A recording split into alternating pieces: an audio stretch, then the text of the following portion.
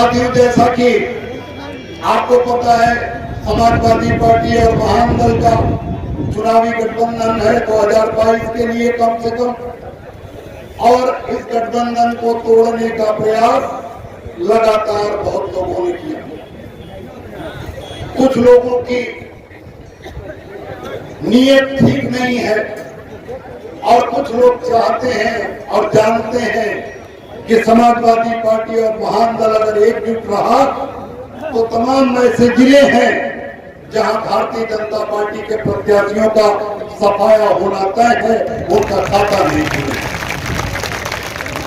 उन्हें पता है कि आज खेती का कितना कठिन समय है, किसान के पास समय नहीं है, शादियों का समय है, लेकिन उसके बावजूद महामंडल का जो समर्थक है साक्य सैनिक कुशवाहा मौर्य समाज, वो विशुद्ध रूप से किसान है और खेती पर ही निर्भर है। कोई बिजनेस नहीं, कोई व्यापार नहीं, ज्यादा नौकरी नहीं, उसके बावजूद अपने खेती को आप छोड़ कर आए हैं। अपने खेती को सुबह से यहाँ आप निकले हैं, छोड़ कर आए हैं और आपको घर पहुंचते पहुंचते रात हो जाएगी। इसलिए लोगों को, विरोधियों को लगता है कि जब इतने कठिन समय में, और ये कार्यक्रम 3 दिन पहले तय हुआ, आप 3 दिन के छोटी जानकारी में आप इतनी जल्दी यहाँ इतनी भारी तादाद में आ सकते हैं, तो आप वोट तो इत्मीनान से देना है, तो आप एक एक वोट समाजवादी पार्टी के खाते में डालने का काम करेंगे। भारतीय जनता पार्टी को इस बात की चिंता और लगातार इस बात का षड्यंत्र हो रहा है, प्रयास हो रहा है, लेकिन मैं आपको ये बताने आया हूँ कि इस षड्यंत्र में फंसने की आवश्यकता नहीं। तमाम बहुरूपिया आएंगे जो तरह तरह की बातें कहेंगे, समाजवादी पार्टी के लोगों के खिलाफ दुष्प्रचार करेंगे और कहेंगे कि आप इनकी सरकार बनाएंगे तो अन्याय अत्याचार बढ़ेगा, गुंडाई बढ़ेगी। लेकिन मैं आपको ये बताने के लिए आया हूं कि क्या आज भारतीय जनता पार्टी की सरकार में क्या अत्याचार अन्याय नहीं बढ़ा हुआ, क्या गुंडाई नहीं बढ़ी हुई? क्या बताओ हमें, बढ़ी है नहीं बढ़ी है? आप सभी लोग जोर से अपनी हाथ से इशारे से नहीं बताएंगे, मुंह खोल कर बताएंगे, आवाज देकर बताएंगे कि आपके पहले, इसके पहले 2017 में के पहले सरकार 2012 से और 17 तक समाजवादी पार्टी उत्तर प्रदेश में थी। क्या इससे अच्छी स्थिति नहीं थी? क्या थी? नहीं थी। इससे खराब आज स्थिति बाबा जी की सरकार में हुई है कि नहीं हुई? लेकिन क्योंकि तथाकथित मीडिया के लोग, जो मीडिया के जो मीडिया हाउसेज हैं बड़े बड़े, वो सभी लोग आरएसएस से जुड़े हुए हैं, भारतीय जनता पार्टी से जुड़े हुए हैं। वो भारतीय जनता पार्टी की कमियों को छिपाते हैं, नजरअंदाज करते हैं और उन्हें नहीं दिखाते। और दलित पिछड़े नेतृत्व के जो लोग हैं, चाहे वो आदरणीय अखिलेश यादव जी हो, चाहे केशव जी मौर्य हो, ऐसे लोग अगर उनसे छोटी सी भी गलती हो जाए तो उसे बढ़ा चढ़ा कर बताते हैं। पिछली दफा अमृतपुर विधानसभा में कार्यक्रम था जिसमें मंच पर बैठने को लेकर छोटी मोटी बहस हो गई। एक विधायक भी थी, उन्हें मैं नहीं जानता था, हमारे पदाधिकारी भी नहीं, वो नहीं जानते थे, कुछ थोड़ी सी घटना हो गई, लेकिन क्या बढ़ा चढ़ाकर मीडिया के लोगों ने आपके सामने नहीं परोसा? क्या बताओ, परोसा नहीं परोसा? बदनाम किया नहीं किया दोनों पार्टियों को? यही भारतीय जनता पार्टी में होता तो कोई क्यों भी न करता। आज मैं अभी पूर्वांचल एक्सप्रेस वे का उद्घाटन हुआ, लोग बड़ी बड़ी बातें कर रहे हैं, हवाई जहाज उतार के 1 किलोमीटर में दिखा दिए, लेकिन आप रोड पर चल के देखो, मैं उस पे जाके आया हूँ, उस पे अभी जाके आया हूँ और अपनी नई गाड़ी से चल के आया हूँ और उस पे 80 किलोमीटर की स्पीड के ऊपर आप चल नहीं सकते। गाड़ी आपकी कहाँ लड़ जाएगी आपको समझ नहीं आएगा, क्योंकि वो रोड की क्वालिटी जो लखनऊ से आगरा बनी, जिसे हमारे अखिलेश यादव जी ने बनाया, और जो आगरा से दिल्ली तक बनी, जिसे बहन कुमारी मायावती ने बनवाया, उस क्वालिटी की आधा छोड़िए 10वां गुना भी नहीं है। आप टीवी के चश्मे से देखोगे तो आपको कतई भी अंतर समझ में नहीं आएगा, लेकिन जिसे देखना हो चले जाओ, देख कर आओ। ये टीवी के लोग 2014 के पहले गुजरात मॉडल की बात करते थे, कहा गया गुजरात मॉडल? अच्छे दिन कहा गए? काला धन आया क्या? बाबा जी कहते थे, बाबा जी थे बाबा रामदेव, कहते थे काला धन आ जाएगा तो पेट्रोल 35 रुपया में बिकेगा। बिक रहा है क्या? आ गए बाबा जी? हो जो कहा गए बाबा जी? 135 रुपया पेट्रोल बिकने का नंबर आ गया होता अब तक। अगर बीच में 3 प्रदेश 4 प्रदेशों के चुनाव हुए, भारतीय जनता पार्टी पूरी तरह से ना हारी होती तो अब तक पेट्रोल 135 रुपए लीटर पहुंच गया होता। लेकिन भारतीय जनता पार्टी चुनाव हार गई पूरी तरह से। 5 प्रदेशों में चुनाव हुए, पूरी तरह से हार गई। भारतीय जनता पार्टी को लगा कि हिंदू मुसलमान से केवल काम नहीं चल रहा है, महंगाई और पेट्रोल डीजल पर भी कंट्रोल करना पड़ेगा। लेकिन चूंकि उनके हाथ में कुछ है नहीं, वो आरएसएस के कठपुतली हैं, इसलिए कुछ तो ज्यादा नहीं कर पाए, लेकिन पेट्रोल डीजल के दाम को उन्हें घटाना पड़ा। बाबा साहब डॉक्टर अम्बेडकर ने कहा था कि सत्ता को मजबूत कभी मत बनाओ, पूर्ण बहुमत की सरकार कभी मत बनाओ। सत्ता मजबूत होगी, सरकार मजबूत होगी तो जनता मजबूर होगी, और जनता मजबूर तब होगी जब सत्ता मदमस्त हो जाएगी, जब सत्ता के नशे में नेता मस्त हो जाएंगे कि अब तो हमें हटाने वाला कोई नहीं है। इसलिए बाबा साहब डॉक्टर अम्बेडकर की किताब को पढ़ो, उन्होंने लिखा है कि सरकार कमजोर होगी तो जनता मजबूत होगी, और जनता मजबूत होगी तो नेता कमजोर होंगे। उन्हें डर बना रहना चाहिए नेताओं को कि कब सरकार गिर जाएगी और कब आपके बीच में हाथ जोड़ना, जनता के बीच में उन्हें हाथ जोड़ना पड़ेगा, तब वो आपके लिए काम करेंगे। नहीं तो वो पैसा लेकर उद्योगपतियों के लिए काम करेंगे, किसानों के लिए नहीं काम करेंगे। आज आप देख लीजिए, उदाहरण देख लीजिए, बाबा साहब ने जो आज 50 साल पहले कहा, उसका उदाहरण देख लीजिए। किसान कानून बना, जो किसानों के जिस कानून को अगर लागू हो जाता तो किसान अपनी जमीन बेचने के लिए विवश हो जाता। सरकार ने जो अपना मूल्य निर्धारित करती है फसल का कि हमें कम से कम इतना मूल्य इस फसल का देना है, गन्ने का, धान का, गेहूं का, वो अगर कम हो जाए, मंडियों पे आप आश्रित हो जाए और कहते लोग कह रहे हैं कि मंडी में तो और अच्छा दाम मिलेगा।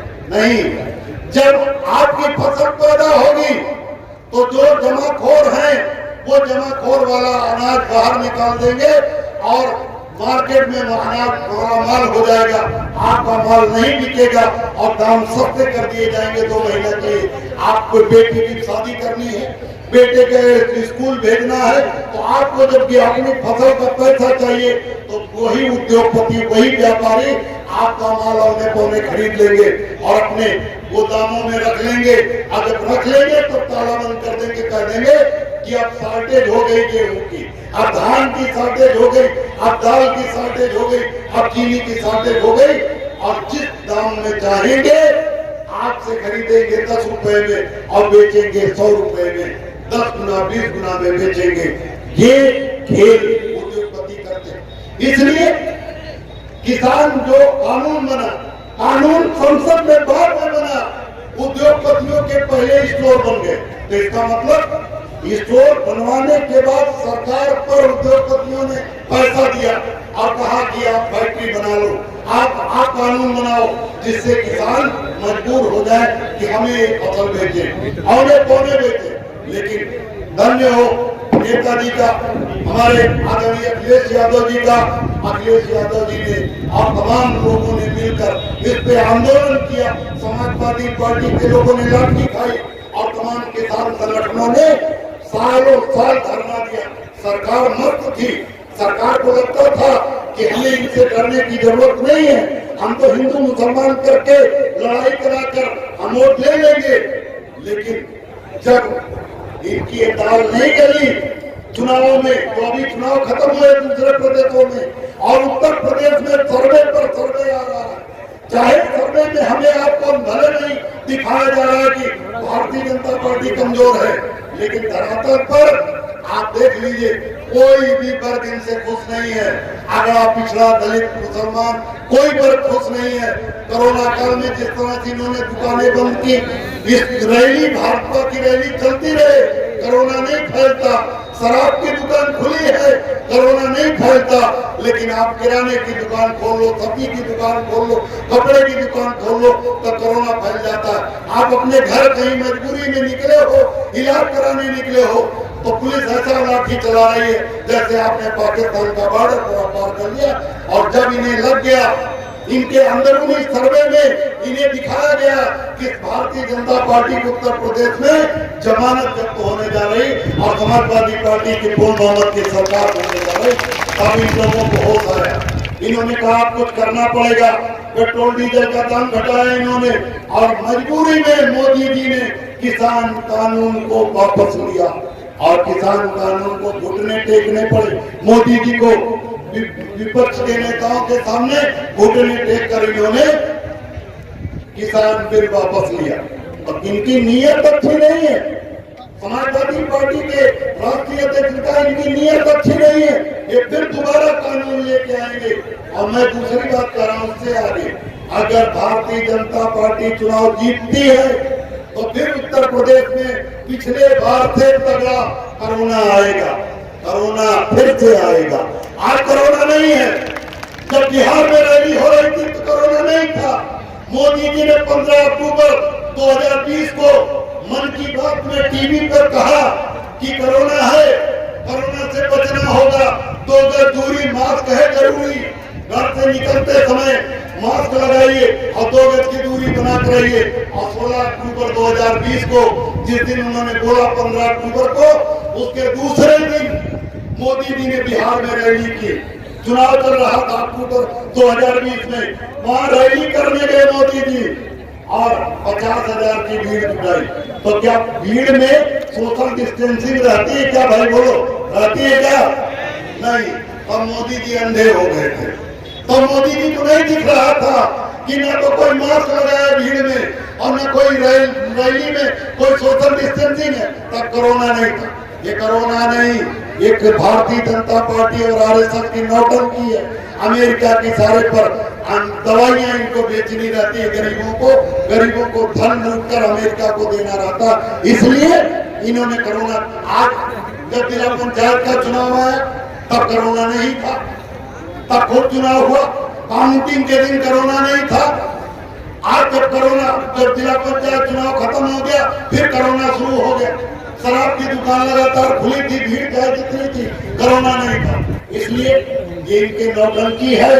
और मैं आपको आगाह कर देना चाहता हूँ कि पिछली बार तो आप जिंदा बच गए, तमाम लोग हमारे भाई आज हमारे साथ नहीं है। कोरोना के नाम पर सर्दी जुकाम बुखार होने पर भी आपको डराया गया और डर के मारे आपके तमाम लोगों की सांस फूल गई और जान निकल गई। लेकिन कोरोना के नाम पर उल्लू बनाने वाले, आप ये बात ध्यान से समझ लीजिए कि अगर आपने फिर इनकी सरकार बनाई, कोई भी गलती की, किसी भी कारण से आपने अगर भाई भतीजे के चक्कर में, बिरादरी के चक्कर में अगर आपने वोट दिया, तो ये बात ध्यान रखना कि 2000 में याद रख लेना, मैं आप जो कह रहा हूँ बात के जाना नहीं मानोगे।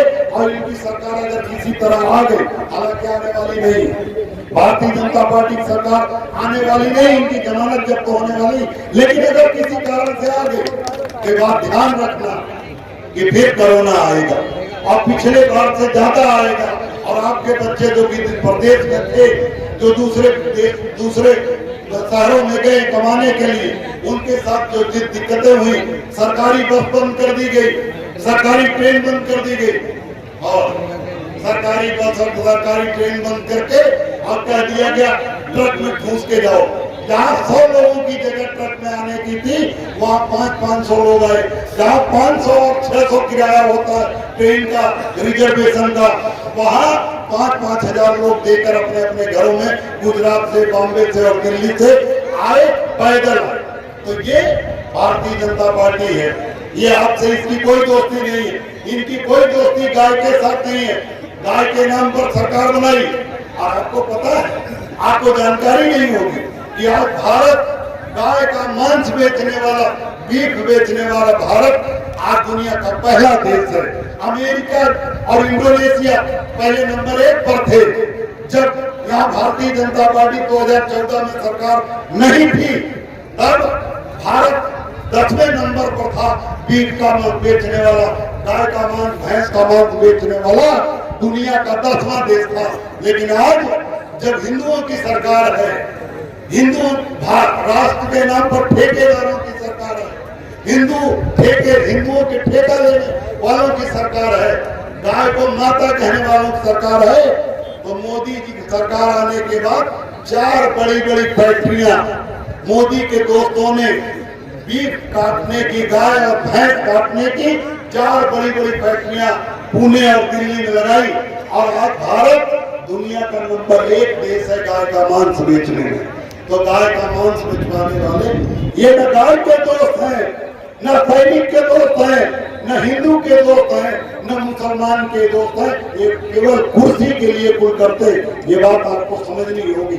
आज मुसलमानों की बात करते हैं, भारतीय जनता पार्टी के लोग हिंदू मुसलमान की बात करते हैं। आप खुद जानते हैं, ना गूगल पे सर्च कर लो कि भारतीय जनता पार्टी के तमाम बड़े नेताओं की बेटियों की, भतीजियों की शादी मुसलमान लड़कों से हुई है। जिनके घर में मुसलमान दामाद है, वो हिंदू मुसलमान की बात करते हैं। वो लोग करना चाहिए, ये शर्म आनी चाहिए, नहीं आनी चाहिए, लेकिन उन्हें शर्म आने की जरूरत नहीं। शर्म हमें और आपको आनी चाहिए कि हम सब जानते हुए भी हिंदू मुसलमान का चश्मा लगाकर वोट देते हैं। हमें इन सब चीजों से निकलना होगा और हमें अपने देश को बचाने के लिए, संविधान को बचाने के लिए, लोकतंत्र को बचाने के लिए इस बार भारतीय जनता पार्टी को हर हालत में रोकना होगा, हर तरह से रोकना होगा। और समाजवादी पार्टी ही उत्तर प्रदेश में रोक सकती।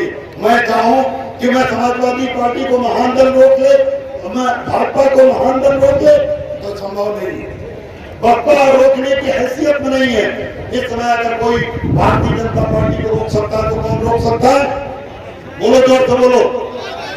और समाजवादी पार्टी से अच्छा संयोग था कि समाजवादी पार्टी आज उत्तर प्रदेश में सरकार बनाने की हैसियत में है अकेले, लेकिन उन्होंने हमें भी साथ ले लिया, हमें भी अपने कंधे पर बैठा लिया, हमारा भी सम्मान बढ़ा लिया। इसलिए महानदल के समर्थकों की जिम्मेदारी समाजवादी पार्टी के समर्थकों से ज्यादा है। हम सभी लोग दिन रात एक करके समाजवादी पार्टी की सरकार बनाने का आज नेताजी के पावन जन्मदिन के अवसर पर आज हम संकल्प लेकर जाएंगे कि हम दिन रात एक कर देंगे। 3 महीना बचा हुआ चुनाव को हम दिन रात एक कर देंगे, एक रोटी कम खाएंगे, लेकिन समाजवादी पार्टी की सरकार बनाने के लिए दिन रात संघर्ष करेंगे। संघर्ष नहीं करेंगे, सब लोग एक बार यहाँ लाइन से खड़े हो जाएंगे। अब मैं अपना संबोधन खत्म कर चुका हूँ। आप लोगों से आज ये संकल्प दोहरा दूं, नजदीक आ जाइए सब, जो पीछे समाजवादी पार्टी और महानदल के जितने भी समर्थक हैं,